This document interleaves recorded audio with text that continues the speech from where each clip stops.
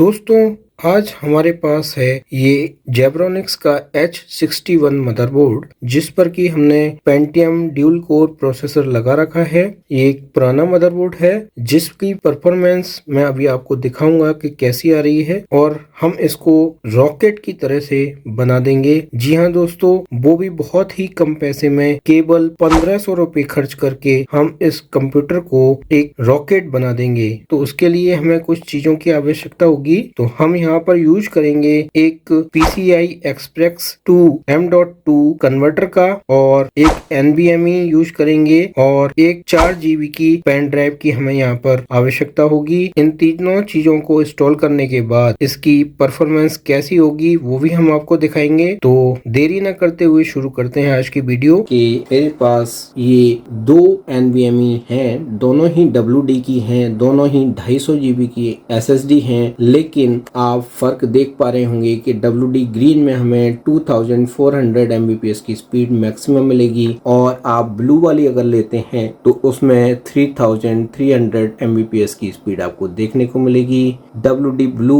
SN570 इसकी performance best है अपने आप में, और ये जो है SN350 ये काफी डिसेंट स्पीड के साथ आपको देखने को मिलती है। हम यहाँ पर यूज करने जा रहे हैं WD ग्रीन NVMe SSD है, ये SN350 इसका नंबर है, और ये 2400 Mbps स्पीड सपोर्ट करती है। इसकी 3 ईयर वारंटी आती है। 250 GB की ये डिस्क है, और ये लगभग 2000 रुपए के करीब ऑनलाइन आपको मिल जाएगी। लिंक मैंने डिस्क्रिप्शन में दे दिया है, आप इसको देख सकते हैं। दूसरा, यहाँ पर हमने जो PCI Express to NVMe card यहाँ पे यूज किया है वो है हमारे पास ईरा कंपनी का, जो कि लगभग 1000 रुपए के करीब आपको कॉस्ट करेगा, और ये PCI X16 को सपोर्ट करता है, जिसमें कि हमें बहुत ही फास्ट स्पीड देखने को मिलती है। आप जानते हैं कि हमारे पास PCI स्लॉट जो है अलग अलग कॉन्फ़िगरेशन के आते हैं, यानी कि X4, X1,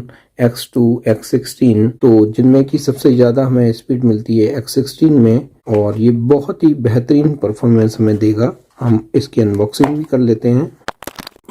बॉक्स के अंदर हमें ये कूलिंग पैड भी मिल जाता है, यहाँ पर स्क्रू और एक स्क्रू ड्राइवर भी मिल जाता है। इसके अलावा हमें यहाँ पर एक ये PCI Express 16 to NVMe slot मिल जाता है यहाँ पर, जिसकी की बहुत ही बेहतरीन परफॉर्मेंस आपको देखने को मिलेगी। ये 1 साल की वारंटी के साथ आता है। लिंक मैंने डिस्क्रिप्शन में दे दिया है, आप वहां से इनको परचेज कर सकते हैं और यूज कर सकते हैं। ये लगभग 1000 रुपए की कॉस्ट में आपके पास आएगा। ये आप देख रहे हैं स्क्रीन पर कि हमने इसको सेटअप कर दिया है। ये हमारे पास 2.5 इंच की SATA ड्राइव यानी SATA SSD हमने इसमें अभी लगा रखी है, और इसमें 4 GB रैम लगी हुई है। ये हमने ओपन में ही मदरबोर्ड इसलिए सेटअप किया है ताकि कि आपके सामने बिल्कुल पारदर्शिता रहे, कोई भी इसमें छुपी हुई चीजें नहीं होंगी। ये SMPS हमने यहाँ पे लगा रखा है, और ये सामने हमने इसमें अपना मॉनिटर इसमें हमने लगा दिया है। तो अभी हम इसको चला के देखते हैं और देखते हैं कि इसकी परफॉर्मेंस हमें कैसी मिल रही है। अभी तो इसको स्टार्ट करके देखते हैं। हम टाइमर भी यहाँ पे लगा दिया है ताकि कि आप देख पाए कि इसका बूटिंग टाइम कितना है, और आपको दोनों चीजों का फर्क मालूम पड़ जाए कि NVMe लगने के बाद में और SATA SSD के साथ में हमें परफॉर्मेंस कैसी देखने को मिलती है, और NVMe लगने के बाद में इसमें परफॉर्मेंस कैसी हमें मिलेगी। तो हम लाइव इसको स्टार्ट करते हैं आपके सामने, और देखते हैं इसकी बूटिंग टाइम इसका कितना है।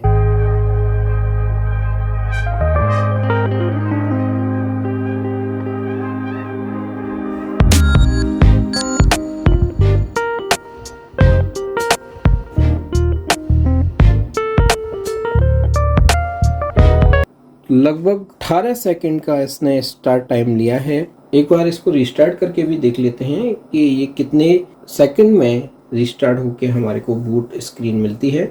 रेडी, 3, 2, 1।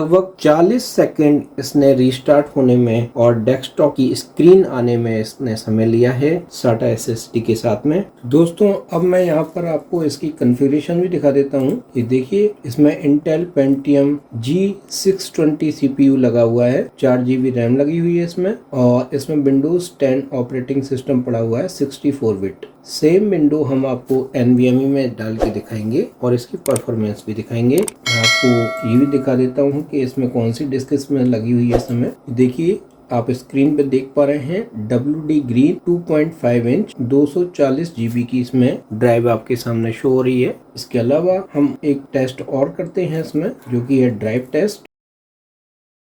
स्क्रीन पर ड्राइव टेस्ट का रिजल्ट आपके सामने आ चुका है। आप ये देख रहे हैं कि सीक्वेंशियल में ये 283 Mbps की स्पीड और 266 की राइटिंग स्पीड आपको मैक्सिमम दे पा रही है, और रैंडम स्पीड की हम बात करें तो मैक्सिमम 77 Mbps की रीड और 76 Mbps की राइट स्पीड ये दे पा रही है। अब हम अपने कंप्यूटर स्क्रीन पर ले जाके आपको दिखाते हैं कि हमें इसका सेटअप कैसे कैसे करना है। जो हम पेन ड्राइव यहाँ पर यूज करेंगे उसके लिए हमें 2 सॉफ्टवेयर की जरूरत होगी। उनमें से एक है बूट डिस्क यूटिलिटी, जो कि आपको इस वेबसाइट से मिल जाएगी। इसका लिंक मैं आपको वीडियो के डिस्क्रिप्शन में दे रहा हूँ, वहां से जाके आप इसको डाउनलोड कर सकते हैं। यहाँ पर आके आपको जो ये एरो आ रहा है, इस वाली फाइल पे क्लिक करके इसको डाउनलोड कर लेना है।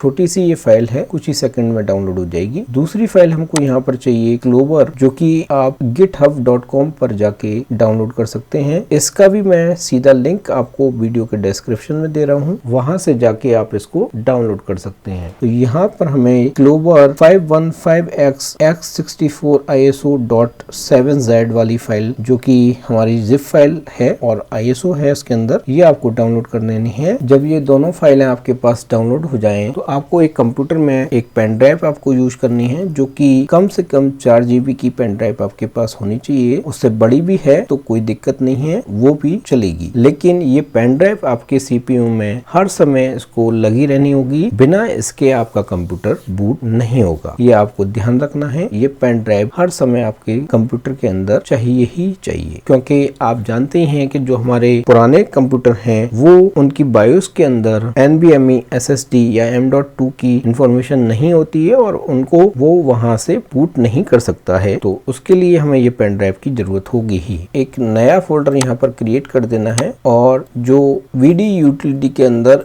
एक फाइल है जो कि हमारी exe फाइल है, इसको हमें इसके अंदर रख देना है। ये देखिए, हमारे पास VD यूटिलिटी यहाँ पर आ चुकी है, और अब एक क्लोवर को भी हमें एज इट इज यहाँ पर कॉपी कर देना है न्यू फोल्डर के अंदर। इसके बाद में हमें VD यूटिलिटी ओपन करनी है। इसने हमारी पेन ड्राइव जो हमने इंसर्ट कर रखी है अपने कंप्यूटर में, वो रिकॉग्नाइज कर ली है। इसको सेलेक्ट करना है, ऑप्शंस में जाना है, कॉन्फ़िगरेशन में जाना है, और यहाँ पर लोकल पर क्लिक कर देना है। यहाँ पर आप देखेंगे कि इसने जो लोकल ISO है वो रिकॉग्नाइज कर ली है। ओके करना है यहाँ पर, और आपको फॉर्मेट पेन ड्राइव पर क्लिक कर देना है। वार्निंग दे रही है आपको कि आपका जो भी ड्राइव में डेटा है वो लॉस हो जाएगा। ओके कर देते हैं, और ये कुछ ही समय में आपकी पेन ड्राइव तैयार हो जाएगी।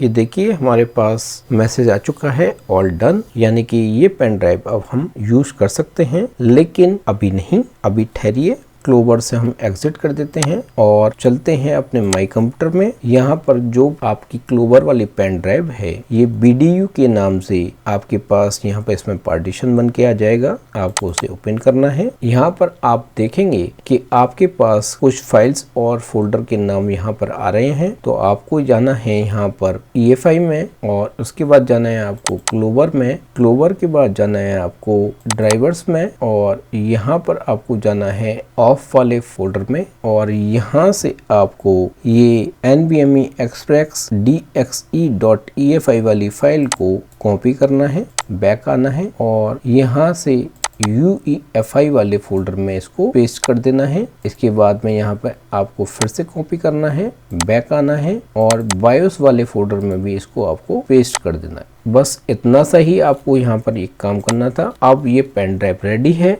आपके पुराने कंप्यूटर को बूट कराने में, और बूट कराकर आपकी M.2 जो PCI स्लॉट पर लगी हुई है उस विंडो को आपको रन करके दिखा देगी, जो कि हम अभी देखेंगे। तो अब हमने अपना सेटअप यहाँ पर रेडी कर दिया है। PCI एक्सप्रेस स्लॉट पर हमने इसका एडोप्टर लगा दिया है जिसमें कि हमारी NVMe SSD लगी हुई है, और ये सब कुछ सेटअप हमने कंप्लीट कर दिया है। अब हम देखते हैं इसकी परफॉर्मेंस हमें कैसी देखने को मिलती है। रेडी 3, 2, 1।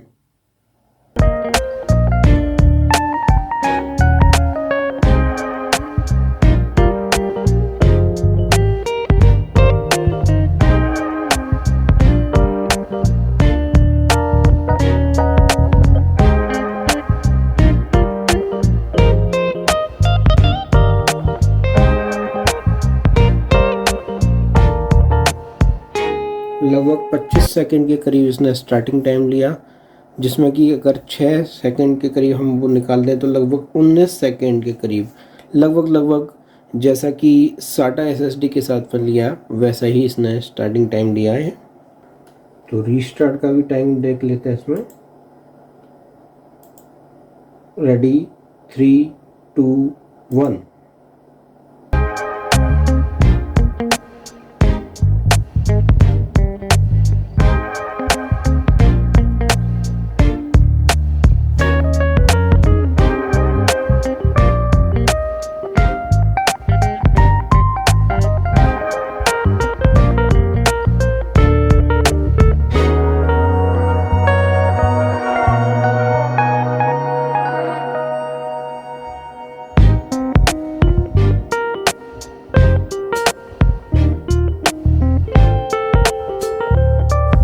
लगभग 30 सेकंड के करीब उसने टाइम लिया है, जिसमें कि अगर 6 सेकंड हम निकाल दें तो लगभग 24 सेकंड के करीब उसने रीस्टार्ट होने में टाइम लिया है, जो कि बहुत ही बेहतरीन टाइम है। अब मैं आपको इसकी कॉन्फ़िगरेशन भी दोबारा से वेरीफाई करा देता हूँ कि ये वही कंप्यूटर है जो हमारा SATA SSD के साथ चल रहा था, वही हम विंडो यूज कर रहे हैं। ये देखिए आप स्क्रीन पर अपने देख पा रहे हैं कि वही कॉन्फ़िगरेशन हम इसमें यूज कर रहे हैं। Intel Pentium CPU G620 CPU है हमारा, 4GB रैम है, विंडोज 10 प्रो है, 20S2 इसका वर्जन है। और यहाँ पर हम जाके आपको दिखा देते हैं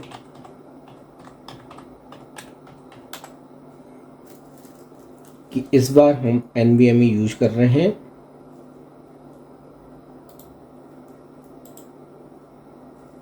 ये देखिए WD Green SN350 250 GB यानी 250 GB की इसमें 2G0C वाला वर्जन हमारा लगा हुआ है, जो कि NVMe SSD का है।